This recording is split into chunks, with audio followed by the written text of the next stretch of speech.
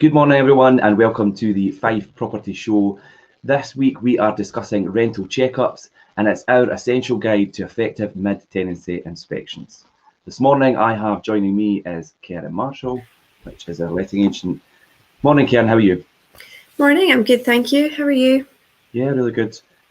We are obviously discussing rental checkups, obviously inspections, which are really important, and carrying out quite a lot over the years yourself. You're a brilliant candidate to discuss this with this morning, and just about the importance of inspections themselves and what's kind of all entailed in that as well. I think we were just discussing before we come on there about the implications that coronavirus and lockdown and everything's had on inspections and entering people's homes, which has made it really difficult. But obviously, we're getting back on track, aren't we? We are. Obviously, their tenant safety has been the main thing, so we've had to follow guidelines and make sure that we're doing everything obviously effectively. However, so it did obviously put a stop to inspections, but we are now back doing them, and it's nice to be out and having a catch up with the tenants and making sure that everything's okay in their properties. Yeah, I think that's one of the most important things. It is good to interact and touch base with the tenants and just to get eyes on the place, make sure everything's all right, to reassure the landlord, and then kind of just reaffirm that tenant agent relationship as well. Because we've got so many good tenants that we do have such good relationships with, and some of them we've not seen for a long time. Mm-hmm. So yeah, but I think the big question is, how often do you visit your buy-to-let? And when it comes to protecting the value of your property, mid-tenancy inspections help you stay on top of repairs, maintain a good relationship with your tenants, and reduce changeover voids and wear and tear. Inspections are not about telling your tenant to make their bed, plump up their cushions, and leave them feeling scrutinised. And I think that's quite important as well. I mean, and I always say that to landlords and tenants, it's not a big invasive inspection where we come to scrutinise how you live and tell you how to live or micromanage at all. It's really just to reaffirm relationships, make sure the property is in good repair, and if there's anything that needs done that we pick up on that maybe the tenants would be overlooked, because obviously they're there day in, day out, so some things you might overlook and things we might pick up on that they don't, that we could identify as maybe transpiring into a bigger problem. And I think that's really what it's all about. However, there are essential elements in the smooth running of every tenancy to ensure your property is well looked after. So I think, are inspections necessary? Now, mid-tenancy inspections are your chance to stay up to date on the general condition of your property and what it's like to live in. Think of them as a way of supporting your tenant and having an enjoyable home life while caring for your buy-to-let as though they owned it themselves. And I think that's really important as well for investors and landlords who rely on their portfolio as an income stream and obviously basically their business, and they're entrusting us to look after it. So that's where inspections come in. Really important. And I think obviously, Ken, you will, like I say, you've got a lot of experience over the years doing inspections, and you will know firsthand the benefits that they have to a landlord.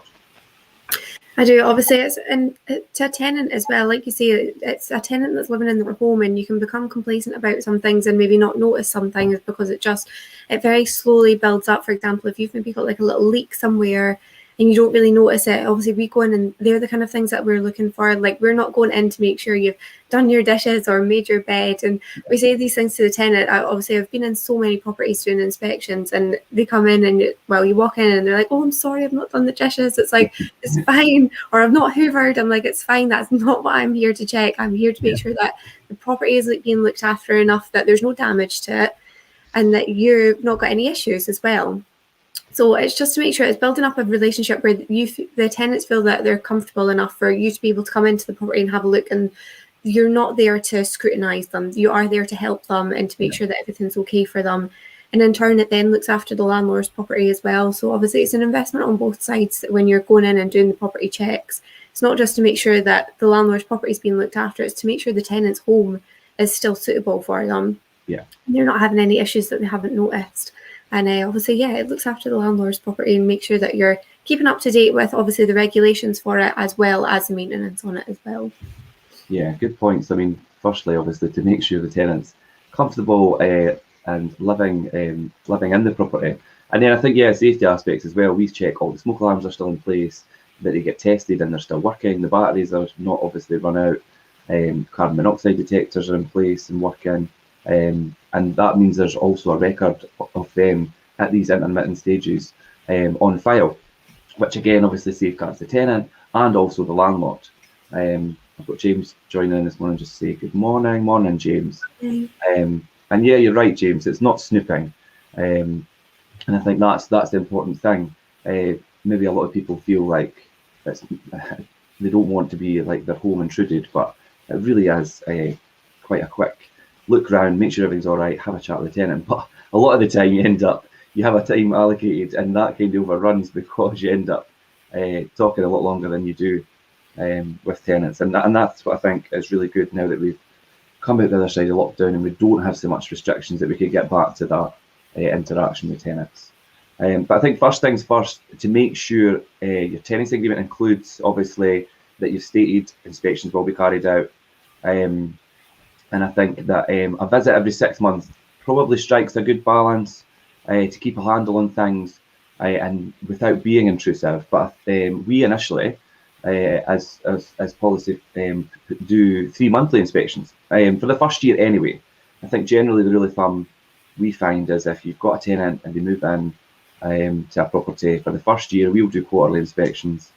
And if we feel things are going fine, they're looking after the property, they're happy, the landlord's happy, the rental account's up to date, and there isn't any issues and are cause for concern, we then tend to say, well, we'll come every 6 months. And if the landlord and the tenant both agree to that, then that's fine. And I think that's a good kind of balance. But I think quarterly inspections for us, I think, work better in the first year at least. Wouldn't you agree, Kim? Yeah, obviously it's a good way just to keep it, obviously it's a new tenancy, you don't know, obviously you can do all your referencing, you can do your viewings with people and see and make a judgment. However, you need to see what they're actually going to be like living in the property, so it's neat to make sure that they're looking after it in the first place, and it manages to get rid of any sort of teething issues to start with as well.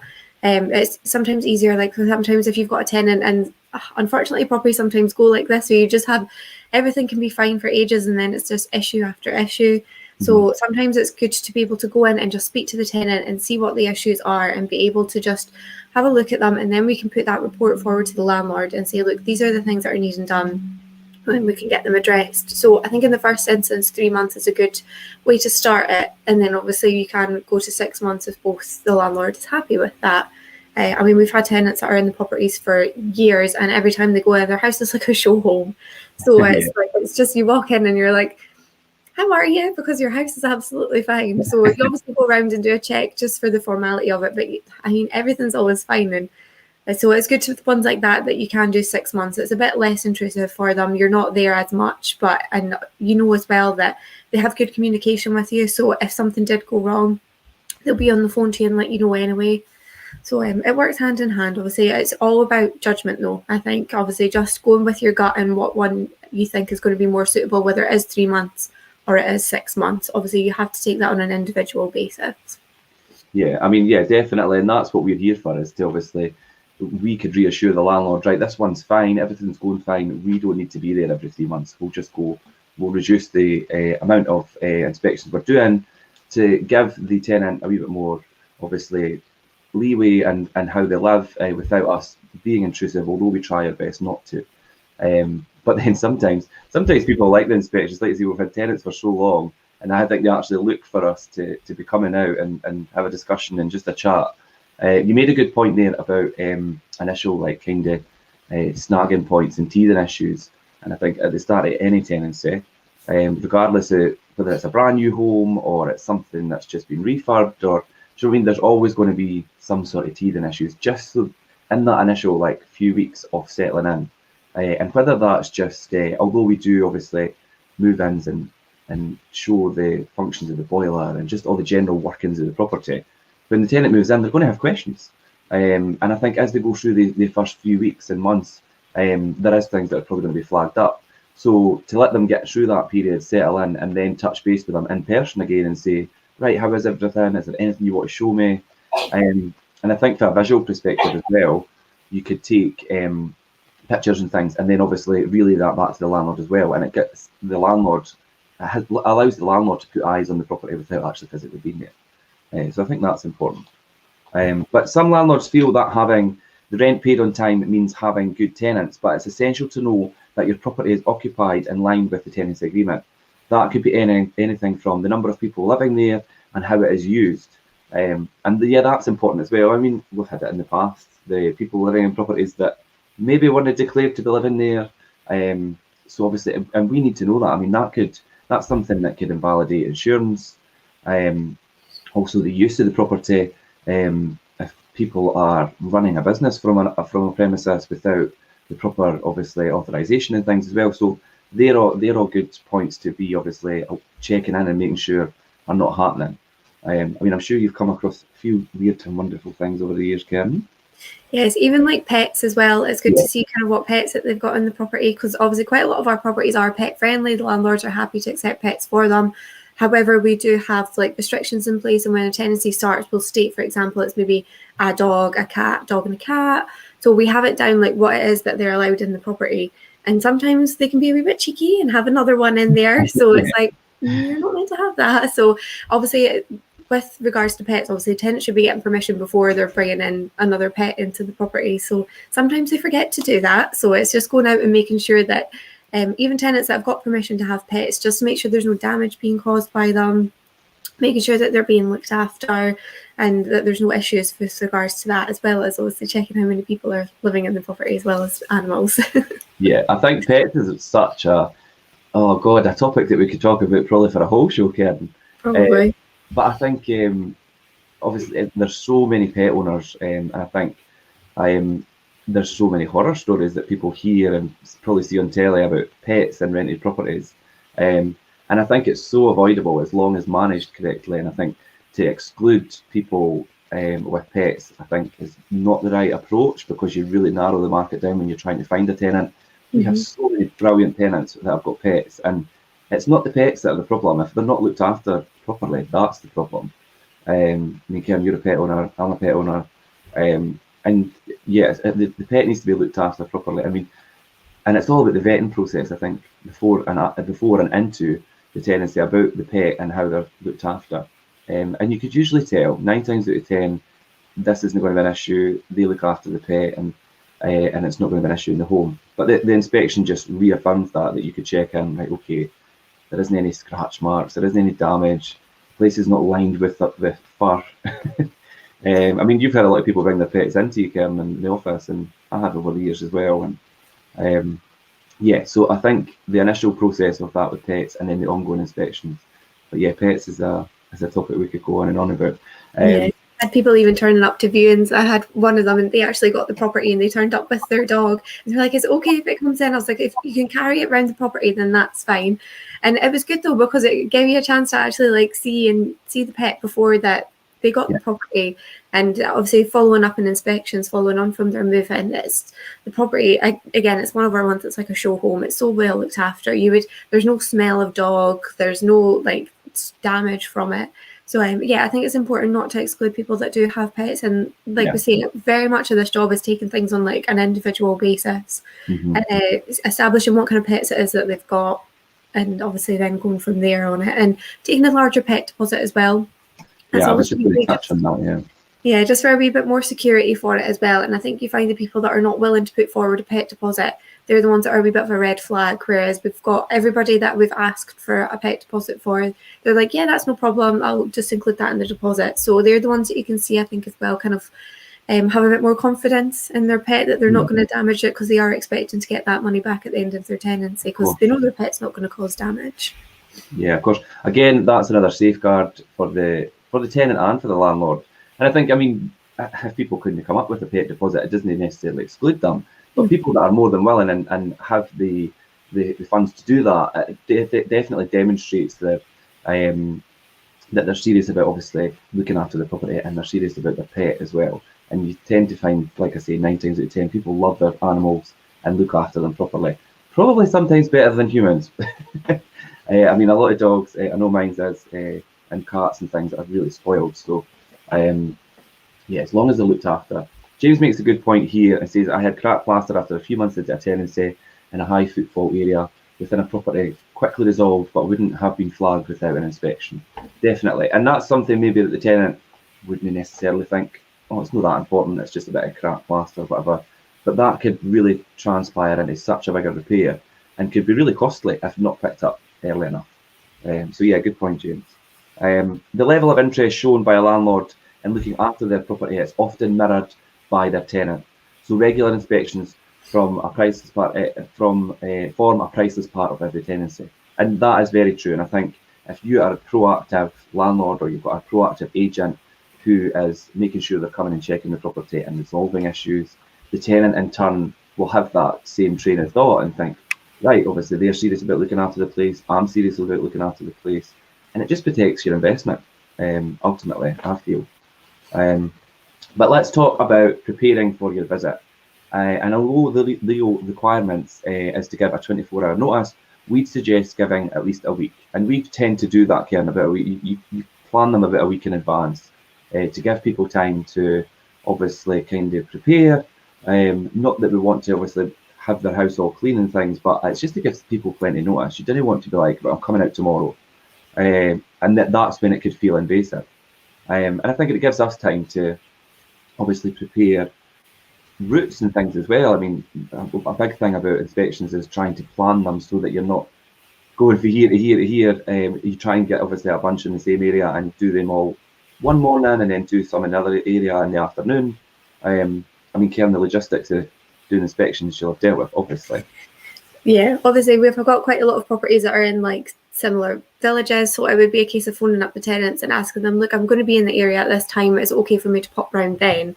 And if they say, yeah, that's brilliant, and I can rattle through about 20 inspections in a day, and if not, then it's just, that's fine, when does suit you.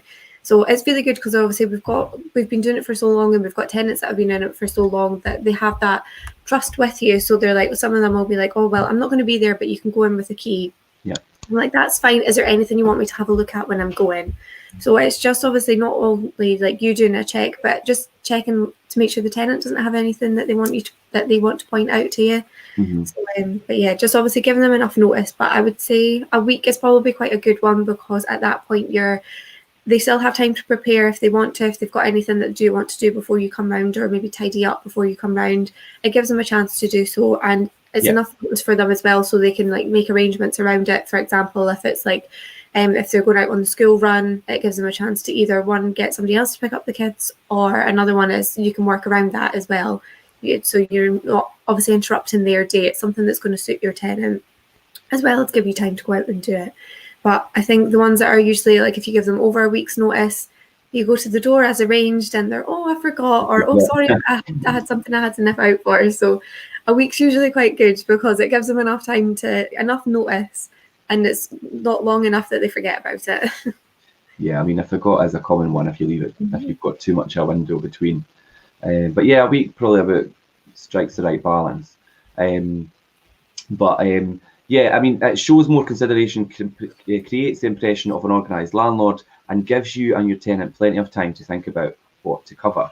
I think also things change, and we would rather do it in a timely manner. If people have things on and they're not going to be there, then they've got plenty of time to notify us, and we could rearrange things instead of obviously maybe time wasted, because that's the most frustrating thing. People need to cancel, they need to cancel an inspection, that's fine. But as long as they tell us about that, there's nothing worse than getting there and nobody being there, and not being able to get in and do the inspection, and it's a wasted time frame, which is always frustrating. So yeah, to give that time to make different arrangements is fine.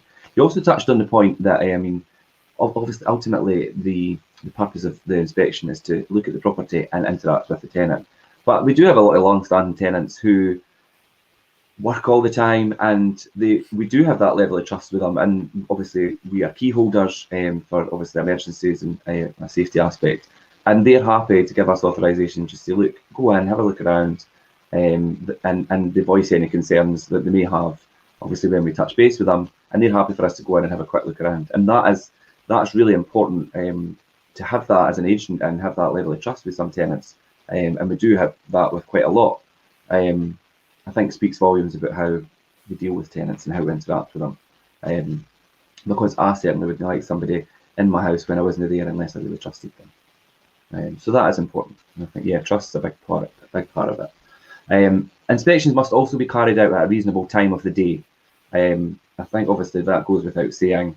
Like I say, I just touched on that earlier. We usually do maybe like, we offer AM and PM appointments, but you try and obviously bunch them together depending on area. Although we've never encountered a landlord trying to arrange a visit in the middle of the night, ultimately it's simply a matter of finding a time that works for you and the tenant. And I mean, there is a wee bit of logistical thing in it, because you need to find a time, a common ground that works for you and the tenant, but also works in to your schedule about how you're trying to arrange your day and your route of inspections.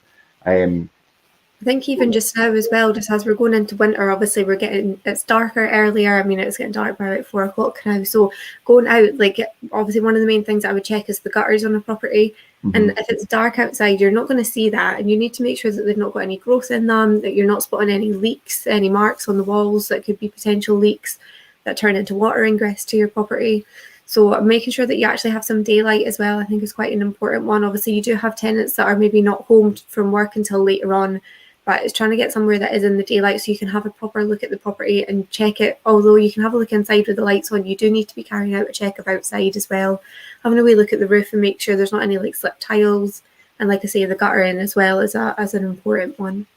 Yeah, definitely. I think things could definitely be so much different in the light of day. We experience that with doing property viewings as well. It's just the same. I mean, as we come into the winter months, we do obviously viewings, but preferably you want to do a viewing before it gets dark. And obviously we get into this time of year, it's dark at 4 o'clock. And you don't get a proper look at things. And like you say, very important things, the gutters, the roof, and just that visual check from the outset of the property. So yeah, definitely. You don't need to send a letter, an email, a text. WhatsApp is quite popular now as well. All counts as written notice, and it's wise to reconfirm 24 to 48 hours beforehand. And that is good to do that. And again, we do that with viewings for properties as well. In the morning, if we've got viewings or inspections, if they've all lined up, we'll double check them all. Even just send somebody a text. You remember you've got your inspection today, and even just a okay or yeah back, then that's fine. That's confirmed, which ultimately should eliminate, but obviously always it doesn't always. You appearing at the door and saying, "Oh, I forgot," or "Oh, I wasn't expecting you," or ultimately them not being in. So encourage your tenant to be there, so you could talk together about the property, to avoid forgetting anything, and to make the most of your visit. Prepare a complete checklist of things to review, and it's also worth asking your tenant to write down their list of anything they'd like to discuss. Do tenants ever give you lists of stuff, Karen? Occasionally, thankfully not too often. Usually it's just the odd little thing here and there, but you do get the odd list. Yeah, I mean, to be fair, it does make things easier when they've got things pointed down that they feel maybe needs addressed. I've seen a few long lists in my time, but like you say, thankfully it's not a thing that you obviously come up to a lot. But yeah, and that's the importance of the tenant being there and that interaction and discussing points that need to be addressed in the property. Sometimes it can be just little things as well, like little things like, for example, they don't know that their radiator just needs bled. So they're like, "Oh, my radiator's only half heating up," and I'm like, "I've got a key in the car. Go get me some kitchen roll, and I'll sort it for you just now." So it's just little things like that you can eliminate at the time of the viewing or at the time of the inspection. So sometimes, obviously, we've been doing it for so long, we know the little things that you can just get fixed quite quickly. So bleeding radiators is a key one. We have so many tenants that phone up like, "My radiator's only half heating up," and I'm like, "You need to bleed it. I don't know how to do that." Like, right, I'll do an inspection and come round and I can do it for you. So I think having things like that in your car when you're, obviously we talk about preparing for inspections, and it's not just preparing the tenant that you're coming, it's preparing yourself and taking, for example, like a key to bleed a radiator, or even maybe a screwdriver. Sometimes things just need to be screw up, and sometimes tenants can be, sometimes we have some amazing tenants that are like, "Oh, this happened, but I just fixed it. It was easy enough." So, and they do it, whereas you've got other ones like, my handle's loose, like, right, okay, I'll get a screwdriver and fix it while I'm here, and that's it done. So it's just being prepared yourself as an agent or as a landlord if you're going to just address these little issues at the time. Yeah, these are all easily fixable minor things that you would be charged by a contractor to go out and really just what to screw in a screw, or like you say, let a wee bit of air out the radiator just so the system runs better. I mean, because sometimes tenants have come to us and, "Oh, my radiators aren't heating up properly," and we know that probably it's maybe just a bit air in the system or whatever. And people maybe aren't that confident to tackle simple tasks like that because they're unfamiliar with it. I mean, they think, oh, the heating system, or do you know what I mean? So, and they're all things that, as a landlord, you should be able to identify and take care of, and your agent should definitely be able to do that. And that's a prime example, Karen, about obviously an agent who's prepared, like you say, even if it's just a screwdriver, a radiator key, and just these simple things to hand that could help you resolve an issue that otherwise maybe could escalate unnecessarily. So yeah, definitely. Landlord and tenant catch up.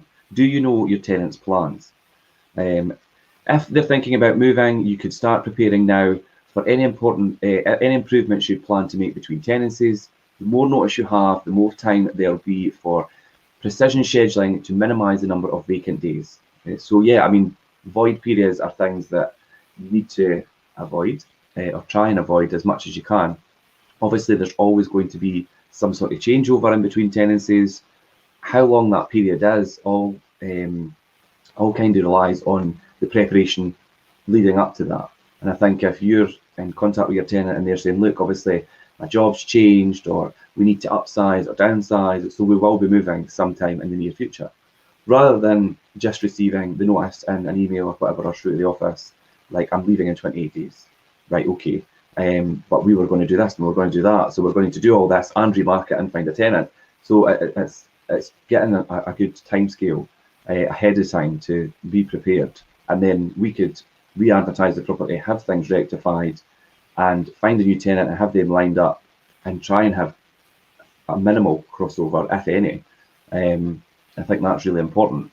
And obviously, Ken, you deal with the letting properties as well, and you've also done property management and things, so you know that whole, like, the crossover and how important it is to have that all in place. Yeah, obviously before, when obviously we were having to be very like COVID conscious, obviously we still are, but obviously when things were a bit more restricted previously, we were having to wait until the tenants were actually out of the property to carry out viewings, because obviously it wasn't fair on a tenant to be taking people in and out their property. Obviously it was all like masks and sanitizer, which it still is, but obviously just when they're trying to vacate and you've got people coming in, and COVID was such a strong presence, it was hard to have viewings carried out when a tenant was still in. So it was obviously making sure that as soon as the tenant was out, we were able to go in, get the property checked, and start viewing straight away, and having people prepared and lined up that are already pre-qualified and ready to get in for a viewing just as soon as the tenant's out, to minimise the void period, while still being obviously conscious to the tenants and safety aspects of it as well. So it's making sure that you've got processes in place, so you're, one, being safe, and two, then minimising void periods, so you're streamlining it as much as possible. And thankfully the market is really good just now, so we're looking at, I mean, we've got I think our average for having properties let agreed is 1 to 2 weeks, so it's not taking very long just now, and landlords are usually getting their pick of tenants because there's so many people looking just now, and there's just not enough properties on the market. So it's been so busy just now, so trying to make sure that you do things as streamlined as possible is obviously a very important aspect of it. Yeah, so difficult just now trying to accommodate everyone, and it's impossible. Unfortunately, there just isn't enough property to accommodate all the people that are inquiring or interested in property. I mean, it used to be, I mean, the turnover with tenants and property and let has always been quite high, and we always found if somebody was looking for a property one week and we didn't have what they were looking for, if we did then the following week and went back to them, they would have found something already. And we see that more and more, that's not the case, that when we go back to people, they are still looking. But we are just, the number of inquiries for properties just now is just astronomical, is the best word. And it is really hard to try and accommodate everybody. And unfortunately, we could only put one tenant or one set of tenants in one property, and the rest have to continue their search, or we have to help them try and continue their search. So yeah, it's been challenging recently, I think, to try and... Yeah, you get people really frustrated as well, because they're like, oh, have you got any properties? And it's like, we don't have what you're looking for right now, unfortunately, or I'm sorry, it's already, the property's already gone, we're in the process of updating it to let agreed. And it's just obviously trying to advise people, like, this is what you can do. Obviously you can register with Rightmove, you can register with Zoopla and other portals, you can watch the pre-launches on Facebook, but you have to be quick basically just now. Yeah. And if you're not quick, then you are missing out. People that are phoning a couple of days after a property's gone on the market, it's like, sorry, the viewings are already fully booked for it, and we've got a list already of pre-qualified people that are ideally suitable for it, and we just have to obviously finalise things with them. So it's trying to accommodate people that obviously would have, in the past, we would have very easily been able to give a property to, because they are, I mean, I had one just last week that she was absolutely, there was nothing wrong with her application, would have been quite happy to give her a property. However, there was an application that was just a little bit more preferable than hers for the situation, unfortunately. So she did miss out on that. However, we had a property came on the market, she inquired, got her viewing, and we were quite happy to take her for that one because she was the best candidate for it. Yeah. So it's nice in situations like that where somebody's maybe just missed out on one, but you're able to get them in somewhere else. So it's just being mindful of that, the people that you are coming across that maybe don't get one, but do you know what, I've got another one that could be ideal for you. So it's nice to see it in situations like that. And obviously as well, if you've got that one person and the tenants may be moving out, it's like, look, I know obviously you're not going to want people traipsing in and out of your property with us doing viewings. However, can we get this one viewer in? And that's another way to minimise the void period. If you're doing your referencing and your vetting process well before people are getting in, sometimes all you need is that one viewer. And sometimes a tenant will be more acceptable to let you in just with one person as opposed to opening it up to viewings in general. So another way to minimise the void periods. Yeah, and I think it's important to state, obviously, it isn't about cherry picking or anything like any kind of scenario like that. It's just, like you say, sometimes by the time people come to us, it's like the process is already well underway. There's people already booked into view, and it's just unfortunate, and it is sad to let a lot of people down. But like you say, when you get the scenarios when you think, right, okay, you missed out on this one, but your application's there, I've got all your details, and then you find them something else. But we do always, I mean, I think it's important to point out now that you do need to be registering with agents and obviously make sure they have all your details and things if you are really looking. And like you say, keep up with, like, we do pre-launches and things of new properties coming up. And that's how a lot of people are getting in there quite quickly. And some people feel like, well, I didn't have a chance, but unfortunately that's just how the market is at the moment. And a lot of the people that are looking and on our radar, we have stuff coming up for the market, whether it's something that's coming back to the market or whether it's something new to the market. And we already sometimes in our head think, oh, they'll be good for that, they'll be good for that, because we've got all the details and we know that they're waiting. So yeah, I mean, it's just the fast-paced market at the moment. It's just, it is the way it is, and we do try our best to try and accommodate everyone to some degree, but not always possible, unfortunately. So anyway, we digress from the situation for the topic, but that's another topic and all on its own. But yeah, I mean, ask your tenants if they're enjoying living in the property and whether anything has stopped working, started to come loose, or needs a knock to operate. Like you say, obviously, if there's any of you minor things. And then also, I think sometimes appliances and boilers and things, and I mean, at the move-in, they obviously get shown the workings of the property and how to set the heating and where the filling loop or things are on the boiler if it needs to be topped up, the pressure and things. But the general operations in the property sometimes they might have difficulty with, and sometimes tenants won't think, oh, I'll lift the phone and ask the agent. So you go to do your inspection and they're like, yeah, I've never used that since I moved in because I don't know how to, or do you know, something like that. And it's like, why did you not ask us? We would have talked you through it. So it gives you that opportunity then to say, look, this is what you do, or this is how you do it. And then sometimes if we don't know, we could then maybe touch base with the landlord and say, how do you work this? I think one of the things that comes to mind when I speak about that is underfloor heating. And we have a few properties with underfloor heating, and they're not the easiest systems always to use. And I think, and there's a few times I could recall over the years, properties underfloor heating, and I've went to do the inspection or I've been in the property for whatever, and I've never used underfloor heating because I don't know how to turn it on. I don't know how to properly operate it, or do you know what I mean, the settings on it, and they are difficult. And I think there was one, it was a few years back, and I remember trying to work it out myself, and it was like, I don't know how to do this. And usually I'm quite good with boilers and heating systems and like heating systems under the floor and things. But anyway, so yeah, it can happen to anybody. Not everything is obvious to the naked eye, so check if any doors, windows are sticking, whether it's warm enough inside during the winter, and everything, and every lock still functions and your tenant feels secure. I think that's like window locks and things are important. we've come across, and I'm sure, obviously, you have, Karen, keys for windows being lost and windows being locked without keys, which I think is really important. That shouldn't be. I think all windows should be, if they're able to lock, have a key there present to open the window. I mean, that's a total safety issue to me, and I think that there should always be that access in and out of windows and things.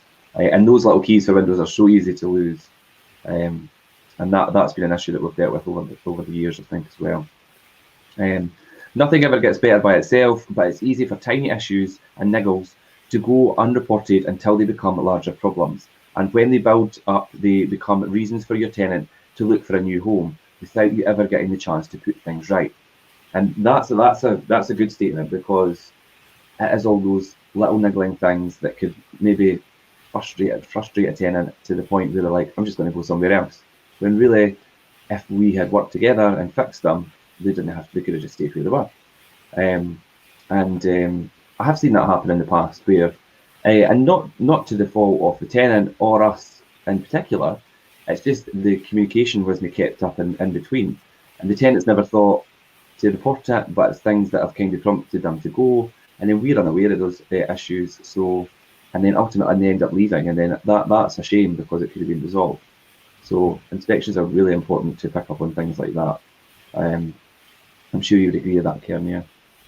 Yeah, just as we say, addressing all the little niggles that are there, because all these little things build up, and people that get to the point where they've had enough of it. So it's better to be out and have a look at them and address them. And even if it is just a case of getting a handyman in for an hour or two just to address these issues, it shows the tenant that you're wanting to actually look after your property, and in turn they are more inclined to look after it because they see you're doing the same. I think situations like that tend to go hand in hand. Like if you have a good landlord that's looking after the property, the tenant knows that, they're more inclined to look after it. Whereas if you've got a landlord that is like, oh, I don't want to get that done, or that's not getting done, the tenants don't care as much to look after it. So I think it's making sure you find a good balance of the landlord looking after the property as well as the tenant, so the two can go hand in hand together. Yeah, and you'll tend to find, I mean, we've got a lot of general handymen who could do joinery and a wee bit of plumbing and just like minor issues. And if there's several of them in one property, it just takes one visit, and then they rectify all those issues, and that's it. And that could avoid a lot of bigger issues further down the line, and ultimately maybe possibly losing your tenant, which is not what you want. So I think let's look at the property checklist, or obviously like the inspection report. And not every tenant or every homeowner, for that matter, notices everything all the time. So keep a level head when looking around, and remember that wear and tear is a fact of life, and you'll always notice more after 6 months than seeing something every day. So yeah, I think to have that periodic check, you notice how things might have changed or how things are different. Or do you mean there may be a small mark on the wall appearing somewhere that's maybe something to do with water ingress that the tenant's maybe not picked up on, but you walk in instantly and think, oh, that wasn't there the last time, and then that kind of takes you into where lies that problem, and allows you to rectify that. So yeah, and I think and on our property checklist, or our inspection report, which I think is good, Karen, and we spoke about just at the beginning there, is we have certain things already marked on that for us to check, like smoke alarms, carbon monoxide detectors, the bins, the garden. Do you know what I mean? We've got all those prompts on it to make sure that we're picking up on all these individual things. I think obviously you'll know how handy that is to work on the inspection checklist. I mean, I know yourself, you've probably done hundreds of inspections, and it'll probably be second nature to you, but it's good to have that to refer back to.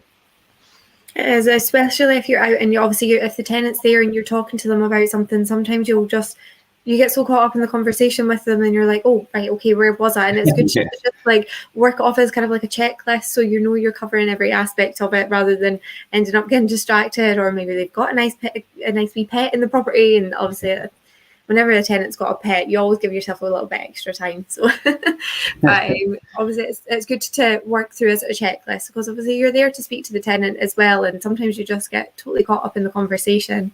And it's good to be like, right, okay, these are the things I still need to check, so I'll get on with it, basically. Yeah, it's good to talk, good to say. But as I touched on there, water issues are by far the most common, and damp or mold can appear for many reasons. from piled up products against tiles, blocked extractor fans, and drying clothes on radiators, to poor ventilation or external leaks. Identify the cause, then find a solution. And those issues there, I think you'll agree, Karen, are a lot of the most common ones. I think, and ones that could be the most costly. I think if there's an issue with water ingress or there is an actual issue with damp, they can become a very costly repair if they're left unchecked. Like you say, as you do, and that's why one of the things about coming in the daylight, you like to do an external check and obviously look inside. I mean, if it's dull inside and you're there at night time rather than the day and there's a lamp on, you might not notice a water ingress patch on the ceiling or on the wall. But yeah, and then obviously extractor fans, check that these are functioning, because without that circulation of air, we're going to have condensation, which then leads to mold, and isn't always necessary. It's not necessarily damp. It's just a problem of condensation building up because there isn't a lot of ventilation. Ventilation is very important if you're drying clothes. And I'm just as I see you're about to join in, this is a whole topic on its own as well. It is. Obviously, I feel like the amount of years that we've been doing this, between the amount of damp reports that I've had to deal with and the amount of properties that I've been in and had a look at whatever type of mold or watermark there is, I feel like I'm a bit of an expert on it by now. I've had so much experience on it. So tenants phone up and they're like, I've got this issue, and I'm like, it's condensation. And they're like, no, I've got a leak. I've definitely got a leak. And I'm like, you've not. It's like, it's condensation. So it's going out, having a look, and just saying to them, look, this is where it's coming from. This is how to address it. I was like, it's really common, especially at this time of the year. Yeah. I think this is kind of the time that you find people that are phoning up and having issues of it.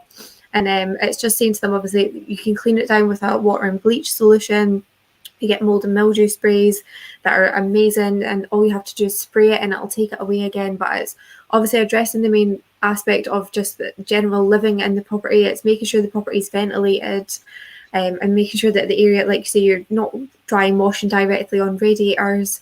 So it's just obviously giving tenants like tips on how to deal with it as well. So obviously we do have some tenants that are quite adamant that it is an issue. So it's a case of getting a damp report done by the specialists, and then you can say to them, look, this is the report, it is condensation, this is how to deal with it, and giving them, because obviously when the company that we use, when they do carry it out and they do get condensation, they'll send us over the leaflet on it, on how it's caused, what the main factors of it are, and how to deal with it. So that's really good information. Like, I have that saved on my laptop, so whenever a tenant is having issues of it, I can give it to them and say, look, this is a specialist company's advice on how to deal with it, and these are the pro tips. And if not, my recommendation is a Dettol spray. The thing I've been speaking about this through the week, about these sprays and how good they are, and it's not something we're expecting a tenant to do that we don't do ourselves, because we've actually used them in our own homes.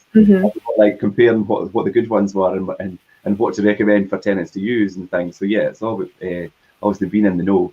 And like you say, when you've dealt with it so many times, there is more than likely a logical remedy for these kind of problems, and it is usually down to ventilation and doing things properly. If you're drying clothes, or like obviously if it's a family home and there's a lot of showers going on, there needs to be an extractor fan in the bathroom, or open the window.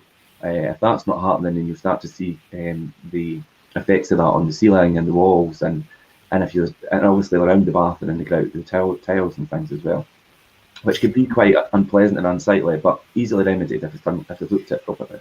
Yeah, and it's just addressing the issue in instance, because obviously something like mold, if you do not clear it, it will just keep going. Like issues whenever it's like any form of mold, whether it's a leak or whether it's just condensation, they're not going to stop unless you address them. So unless you adjust something that you're doing in the property that's contributing to it, and keep on top of the cleaning of it, it's still going to be an issue. And as well, when it is actually like coming from water ingress issues, it's identifying whether it's the gutters, whether it's the roof, whether it's maybe the seal on the bath is gone and it needs resealed.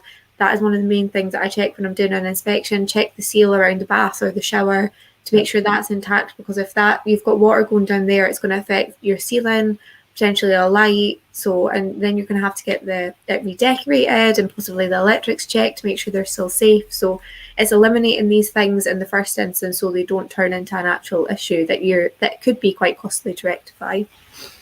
Yeah. like I say, that could probably be a mini show all on its own. We might do that one day, Karen, and put it out. So look out for that one, guys, because that is, and I think it's a really important one, and it would be good for tenants and things and landlords alike, because there's a few just really simple remedies that can avoid such much bigger problems. An interesting point here is if your tenants like plants, check that saucers under pots are waterproof. Unglazed terracotta or porous, which can leak and leave watermarks and stains on your floor or windowsills. So ask your tenant to swap them for glazed and plastic replacements. And funnily enough, I have actually had this in the past as a tenant, and she loved her plants, and there was a big windowsill, and she had lots of plants in it and whatever. But we had to make sure that obviously she had all the right saucers and things underneath, because otherwise, over a long period of time, that would have just totally warped the whole windowsill. But she didn't, and she looked after the plants and things as well. So yeah, that is a good point, and it's all these wee things that you need to look at, because over time, if they've maybe got nice wooden floors and they've got a big plant in the corner, well, what do they have under that? Because if that's left for a long period of time with water running through, it's going to ruin your floor. And if it's a wooden floor, you might not be able just to cut out a square and replace it. You would probably have to lift it out, and that could be expensive. So that's a good point. Probably thinking, what's under mine now? That's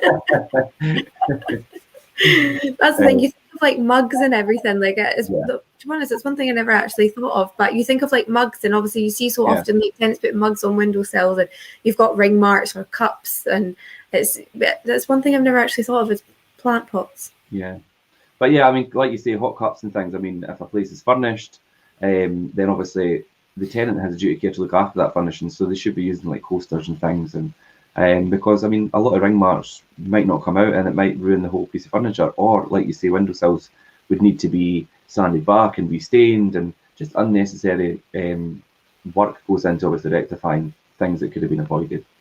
Here's a good one. It's leaks below sinks are easily missed when hidden behind bins or household products, but they only ever get worse and can cause damaged cupboards, floors, and even allow water into the adjoining homes. Now, obviously, that is a thing that will come up a lot in the past, because it does happen under the sink, and everyone's got all their cleaning bottles crammed in under their sink, and it's knocked the pipe work underneath off, and even if it's just that little leak over a period of time, and you wouldn't be aware until maybe you see.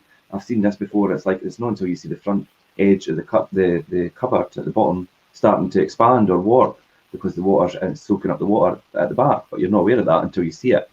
Or all of a sudden it will burst and can cause damage, ruin the units, and even go down into the property below. We've actually had a few lately from reports from our tenants, but off the property upstairs leaking into them. We've had a couple of that over the last few weeks, actually, Kim. Mm-hmm. And I'm sure you've obviously dealt with a few of them over the years. But I think review the condition of all the fixtures and fittings, I think, because that's what kind of the important thing here, including door handles, locks, switches, appliances, taps, shower heads and hoses, floor coverings, and window treatments. And there are a lot of main points to look at. But yeah, appliances, switches, locks, and just like I say, so that the functions of the property are fine. Because if there's all these wee sticking points with the operations of things, or if every day a tenant's coming in and out their door and the door's expanded and it doesn't shut right and you need to push it shut, or the lock's really stiff, and something that they don't maybe necessarily feel they need to pick up the phone and report to you, but you would pick up in the inspection. And otherwise, if it's not picked up, then it's something that's going to niggle at them and niggle at them, and ultimately frustrate them about living in the property. And as well. Yeah, and you'd be amazed how something that small could actually change the mindset of somebody about living in a property when it could be rectified so easily. Is the freezer overloaded with ice? Does the washing machine have sitting water or mold on the door? Is the oven is the oven caked in food, or the cooker hood clogged with grease? Now that's like cooker hood, the filters and things. We've seen them without being cleaned properly. Basically, you just have to really take them out and bin them, whereas they could be cleaned and things quite easily. These can affect the lifespan of your appliance, as well as your tenant's utility bills and their security deposit. Yeah, and definitely, I mean, this is down to the tenant to make sure these things are looked after and cleaned. I mean, sometimes if an oven or like you say, the filter and things get to a point where they're so dirty, they can't be cleaned and they do have to be replaced. And it could have been avoided.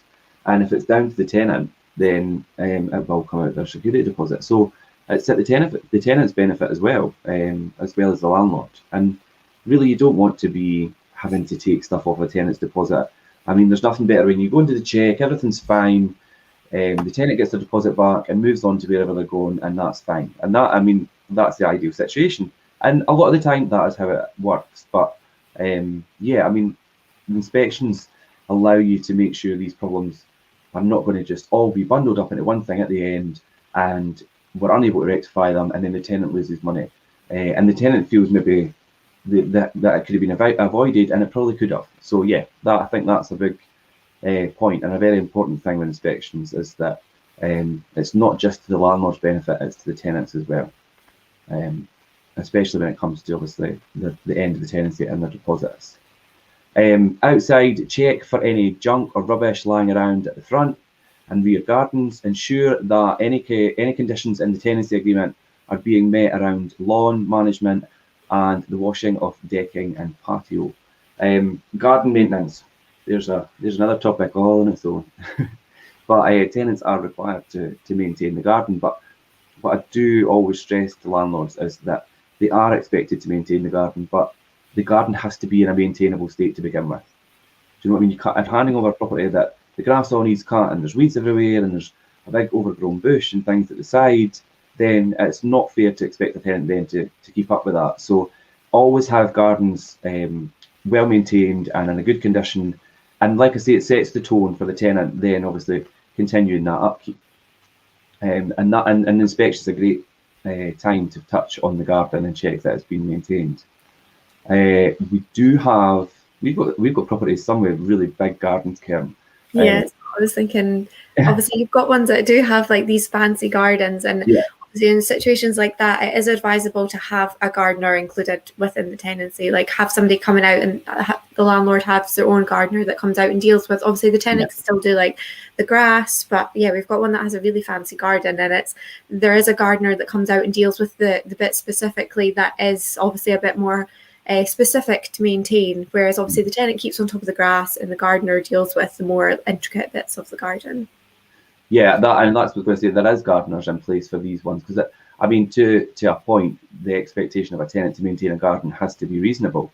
And I think obviously cutting the grass and weeding the patio and, like say, cleaning down decking and things, but sometimes like decking maintenance and painting and things is usually the landlord obviously steps in and does that. Some tenants like to do it themselves, and that's fine as long as it's done properly. I think when it comes to more mature gardens and trees and shrubbery and things, I think it's really important to have a gardener in place to take care of those things. And sometimes the landlord will include that as part of obviously the tenancy. Sometimes tenants tend to go halfers or whatever and just have the whole lot done, so they don't need to do anything at all. And that's a mutual agreement at the beginning of the tenancy. And everybody's happy because the landlord's happy to contribute because they know that the garden's been maintained, and the tenant's happy to contribute because they then don't have to do gardening. Not everybody likes gardening, and especially if it's quite a big garden, then it's a big undertaking.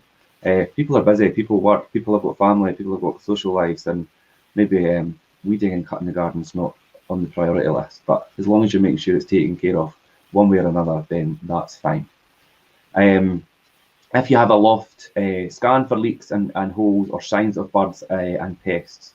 And I think, if it's easy to access the loft, or have a quick look into maybe the eaves of a roof. Sometimes when you're in the rooms with cool ceilings and they've got these doors, just have a quick look, make sure everything's okay. Obviously, we've dealt with a lot of pest problems in the past, whether that just be a bee's nest or wasp nest, or do you know what I mean? And so that's a good time to pick up on things like that as well.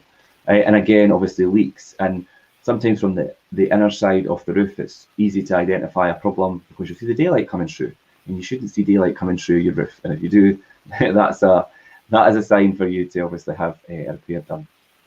And then I think after the inspection, once you've completed your inspection, be sure to follow up with the tenant with a written report while it's still fresh in your mind. And that's always important. Once you've done the inspections, Karen, is to get back to the office, get them written up, although you have all your notes, there's maybe some things still in your mind that you think, and have all that put together and off to the landlord for them to check as soon as possible.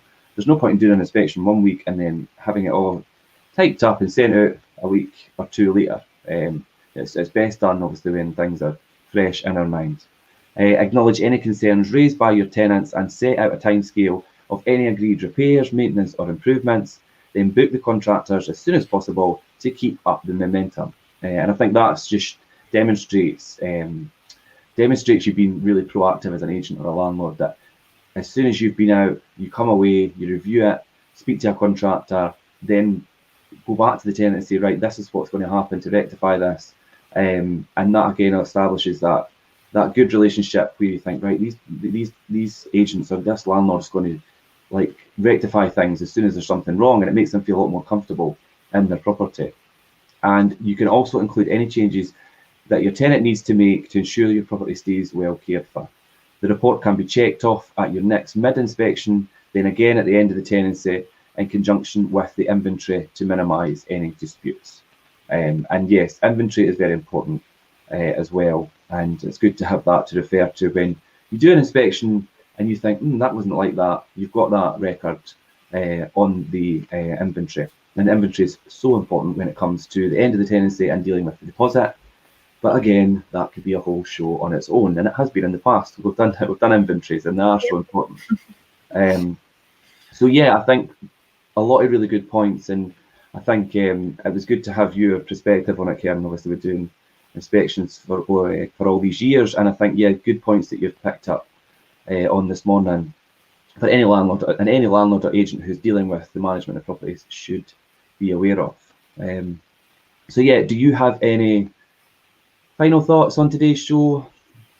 Yeah, obviously, I think inspections are a really important thing. It's not only building up your relationship with the tenant, but the property's being checked, making sure things are being looked after, and it nips any small issues in the bud so they don't escalate and become big, costly repairs. Yeah, definitely. I think mid-tenancy inspections are the glue that holds tenancies together and the key to keeping your property in good shape. You nip problems in the bud, your relationship with your tenant stays fresh, and you can rest easy knowing that your property is in good hands.